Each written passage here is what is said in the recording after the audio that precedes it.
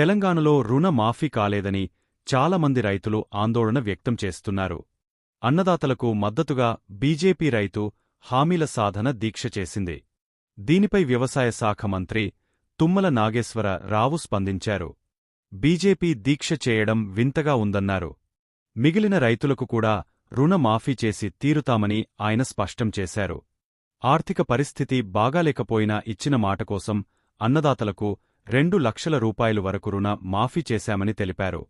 3 దశల్లో 18 రూపాయలు వేల కోట్లు రైతుల ఖాతాల్లో జమ చేసినట్లు వివరించారు. మిగతా వారికి రుణ మాఫీ చేసేందుకు ప్రభుత్వం ప్రయత్నిస్తుందని తెలిపారు.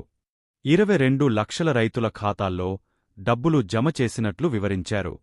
మిగతా వాటిలో 4 లక్షల ఖాతాల నిర్ధారణ జరగాలని, ఈ పని పూర్తయితే రుణ మాఫీ చేస్తామన్నారు. రేషన్ కార్డు లేని రైతులకు కూడా రుణ మాఫీ చేస్తామన్నారు. రుణ మాఫీ కానలేదని అన్నదాతలు ఆందోళన చెందవద్దని కోరారు. మొదట పంటలోపే రుణ మాఫీ పూర్తి చేసే ప్రయత్నం చేస్తామన్నారు. ప్రతిపక్షాలు కావాలని ప్రభుత్వాన్ని ఇబ్బంది పెడుతున్నాయని విమర్శించారు. దేశంలో రైతులు చాలా కష్టాల్లో ఉన్నారని, వారి సమస్యలపై బీజేపీ నేతలు ఢిల్లీలో ధర్నా చేస్తారా అని తుమ్మల నిలదీశారు.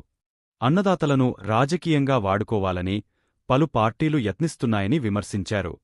రైతులను రాజులను చేయడానికి చిత్తశుద్ధితో పనిచేస్తున్నట్లు వివరించారు.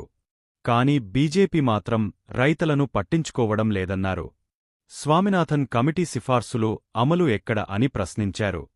భారతీయ జనతా పార్టీ ఇచ్చిన 23 హామీల్లో ఒక్క హామీ కూడా అమలు చేయలేదని ఆరోపించారు.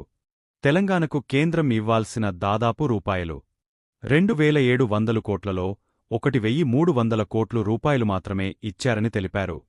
అయితే తుమ్మల నాగేశ్వర రావు రైతు భరోసాపై మాత్రం స్పందించలేదు.